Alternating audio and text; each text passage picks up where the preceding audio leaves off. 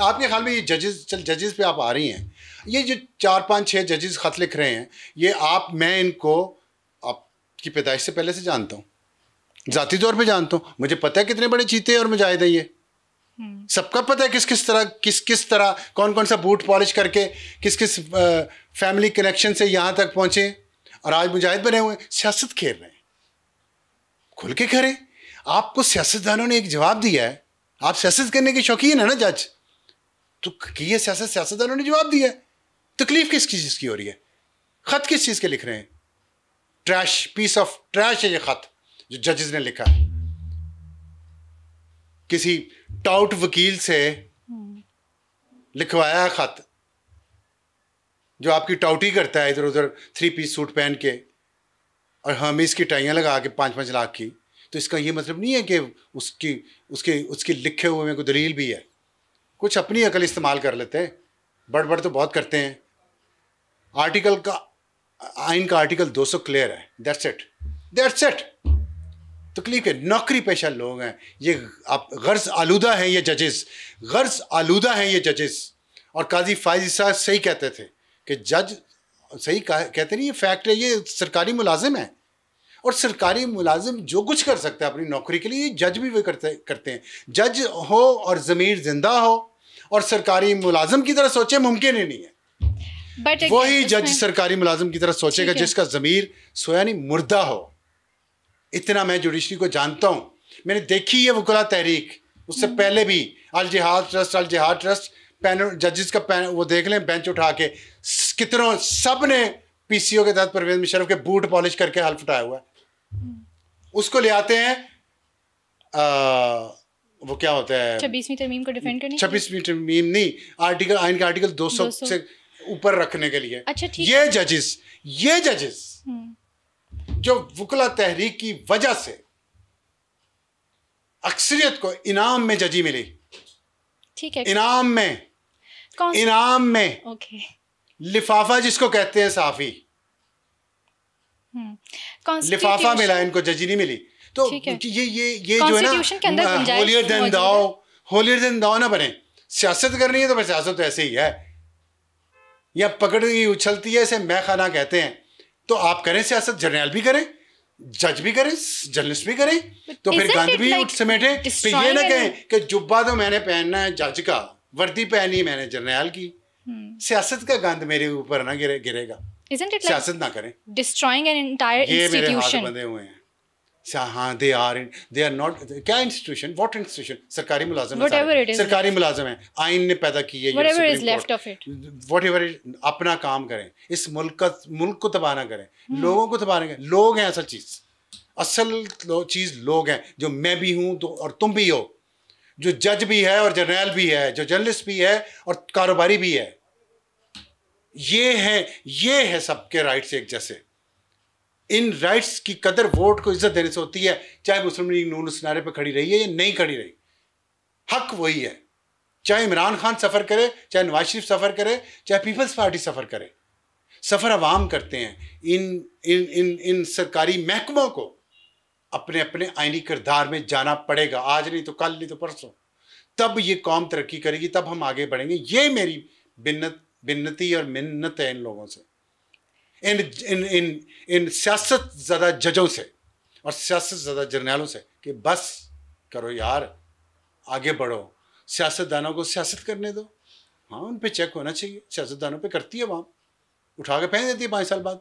आप fair election हो, और ये खान के खत पे बात घुमा के आ जाते हैं। टाइम आपके पास ख़त्म हो गया, मुझे पता है, बट मैं इस खान की इज्जत करता। अब आप कहेंगे मैं खान की इज्जत नहीं करता, इस सवाल का मैं जवाब नहीं देता। मैं इस खान की इज्जत करता। अगर ये खान, ये खत, ये गर्ज आलूदा सियासतदान, ये तकब्बर से भरा सियासतदान बूट पॉलिश करने की बजाय यही खत नवाज शरीफ को लिखता, और नहीं तो वज़ीर आज़म शहबाज शरीफ को लिख देता। आप समझते आपके लेवल से कम है, नवाज शरीफ को लिख देता, आसिफ अली जरदारी को लिख देता। मैं इसकी इज्जत करता। मैं कहता ये बंदा सियासी और जमहूरी अमल पे यकीन रखता है, इसने सबक सीखा अपने माजी से। लेकिन ये और इसके पार्टी के ओहदेदार ये कहते हैं हम ताकत में आएंगे, हम इबरत की मिसाल बना देंगे, तो खून तो फिर दोनों तरफ एक ही जैसा है ना। लाल आपका भी है और लाल हमारा भी है ना। पहले भागे थे ना अब भागेंगे, आइंदा भी। और ये उन फैशिस्ट लोगों को भी मैसेज है, और फैशिस्ट लोगों को पालने वालों पे जो आज भी ताकत में है, उनको ये बताना चाहता हूं कि बैक ऑफ, बस करो इस मुल्क के साथ खिलवाड़ करना। अगर आप इजाजत दें तो मैं उसे लव लेटर कह दूं या ना कहूं? लव लेटर कहने से लव की तौहीन है। अच्छा, खान साहब का, ओ अच्छा, मैं समझ जजेस का यार लव लेटर चल रहे हैं ना, जजेस भी लिख रहे हैं, जजेस को लिख रहे हैं, खान साहब आर्मी चीफ को लिख रहे हैं, उस आर्मी चीफ को जिसको कुछ दिन पहले तक, 2-4 दिन पहले तक जनरल यहिया से तशबीह देते थे और पता नहीं क्या क्या करते थे। अब पता नहीं ख़त में है क्या क्या, उसके ख़त तो सामने नहीं आया, लेकिन आपके पास उस हवाले से कुछ डिटेल्स हैं। मैं चाहूँगी पहले वो आप हमारे साथ शेयर कर दें कि ख़त लिखा क्या है, क्या लिखा है उसके अंदर, क्या चीज़ें कही हैं।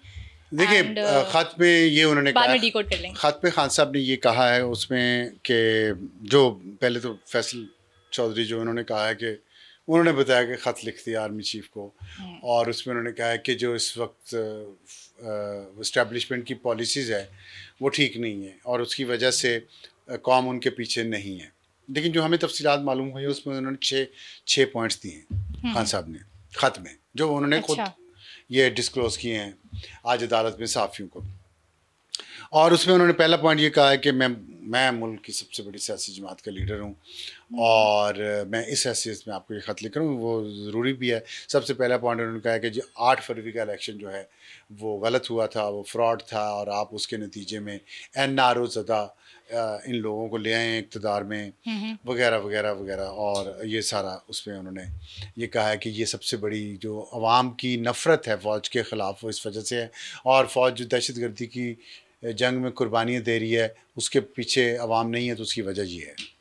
सही है, ठीक है, मैं इस पर तबसरा कर लूँ, पहले उनके पॉइंट्स दे दूँ, सारे पॉइंट्स दे देते हैं। ठीक है, पॉइंट दूसरा पॉइंट्स उनका है 26वीं तरमीम के बारे में कि ये लाई गई है अदलिया को कंट्रोल करने के लिए। और तीसरा पॉइंट उनका ये है, और उसमें ये कहा कि इसकी वजह से इंसानी हकूक़ के जो केसेस हैं उनको नहीं सुना जा रहा, हमारे केसेस को नहीं सुना जा रहा। तीसरा पॉइंट उनका है पीका कानून, अदलिया की आज़ादी, सियासी आज़ादी पे बात की, अदलिया की आज़ादी पे बात। ये फ़िलासफ़र हैं, इंटेलेक्चुअल हैं। फिर उन्होंने मीडिया की आज़ादी, फ्रीडम ऑफ एक्सप्रेशन, उन्होंने कहा कि पीका कानून जो है आज़ादी इज़हार राय पर पाबंदी है, नेशनल मीडिया पर तो पहले ही पाबंदी थी, अब आप जो डिजिटल सोशल मीडिया है उस पर भी पाबंदियाँ लगाना चाहते हैं, जिससे पाकिस्तान को GSP+ स्टेटस जो है वो उसको नुकसान पहुँचेगा। चौथा उन्होंने कहा है कि सबसे बड़ी सियासी अक्सरियती जमात तो हम हैं, PTI है मसलन, और इस पर रियासती दहशतगर्दी हो रही है, और 26 नवंबर इस पे हुआ और ये हुआ वो सारा उन्होंने वो ठीक है दुखड़ा रोया है। पांचवी उन्होंने बात की है कि खुफिया इदारों का काम तो दहशतगर्दी को रोक रहे हैं, जासूसी करना है, लोग कहाँ छुपे हुए हैं, दहशतगर्दी कहाँ से हो रही है, वो क्या प्लान कर रहे हैं, लेकिन वो ये काम नहीं कर रहे और वो हमारे पीछे पड़े हुए हैं। ये पाँचवा। छठा उनका पॉइंट ये है कि मईशत जो है घुटनों पर है, बिल्कुल ख़राब है इसकी हालत। अब आज उन्होंने ये नहीं कहा डिफ़ॉल्ट होने वाला पाकिस्तान, पिछले 3 साल वो ये कहते रहे पाकिस्तान डिफ़ॉल्ट हो जाएगा, श्रीलंका बन जाएगा, ये हो जाएगा, वो नहीं हुआ। तो अब उन्होंने कहा मईशत घुटनों पे है, जो कि बात काफ़ी हद तक दुरुस्त भी है। तो उस सब के बाद उन्होंने फिर ये कहा है कि जनरल फैज़ का भी उन्होंने जिक्र किया। उन्होंने कहा कि उस पर झूठे केसेस बनाए हैं, तो उन केसेस में कुछ नहीं है, वो रिटायर हो गया था, रिटायर होने के बाद क्या कर सकता है। तो जो उन्होंने डिफेंड किया ना जनरल फैज़ को, उससे मुझे याद है गोगी को भी डिफेंड किया था खान साहब ने, बड़ा प्रेस कॉन्फ्रेंस की थी उसके हक में एक साबिक वज़ीर आज़म ने। तो गोगी की किस्मत है भाई, गोगी को जो लोग गोगी को जानते हैं वो इस बात पे वो वाकई कहते हैं कि गोगी बड़ी खुशकिस्मत है कि साबिक वज़ीर आज़म इस मुल्क के इस्लामिक उम्मा के लीडर उसके हक में प्रेस कॉन्फ्रेंस कर रहे हैं, जो दोनों हाथों से और पाँव से और हर चीज़ से यहाँ से दौलत लपेट के समेट के फरार हो चुकी है और बाहर रह रही है, उसको पकड़ा भी नहीं जा रहा, ठीक है। ये बात भी ज़रा ध्यान इस पर कीजिएगा। तो ये खान साहब ने आज पॉइंट्स दिए हैं। अगर आप इजाज़त आपकी हो और आपको बुरा ना लगे तो मैं इस पे अपना व्यू भी दे सकता हूँ इन 6 पॉइंट्स पे। लेकिन नहीं परमिशन नहीं, आपका मतलब आप परमिशन इसलिए कि भाई आप होस्ट हैं। आप कहेंगी जनजी तो ये नहीं समझती, जनजी तो समझती है महात्मा बोला है और बोला है। मेरा पहला क्वेश्चन ये है, जनजी ये समझती है कि आप अपना ओपिनियन दें, जो आपका ओपिनियन ये खान साहब के बारे में भी है, आपके बारे में सर? खान साहब के बारे में है कि नहीं है? मतलब उन्होंने अपना ओपिनियन दिया है, अब आप अपना उनके ओपिनियन दे दें, ओपिनियन देना उनकी उनका बात हक है कि नहीं है? बिल्कुल है। लेकिन वो एक लीडर भी हैं और उन्हें ऐसी ओपिनियन देनी चाहिए जो आज दी है तो कल उस पर लोटा ना हो जाए। एक लीडर से आप मुझसे एक्सपेक्ट करती हैं ये बात कि अब सार ने अगर 20 साल पहले बात की थी, कोई आज भी उसका व्यू वैसा है कि नहीं? Everybody should stand by his words और हर वर्ड्स। Yes. लेकिन अगर कोई ना स्टैंड कर रहा हो तो क्या मैं उसको दोगलापन कहूँ, उसको डबल स्टैंडर्ड्स कहूँ, उसको मुनाफिक कहूँ, क्या कहूँ? आप बताएं। यू टर्न कह दें, यू टर्न, अच्छा यू टर्न, जो भी कह दें। यू टर्न तो अच्छे होते हैं। Why? क्योंकि आपके महात्मा जो कर लेते हैं वो यू टर्न होता है, जो दूसरे करते हैं वो मुनाफिक होता है।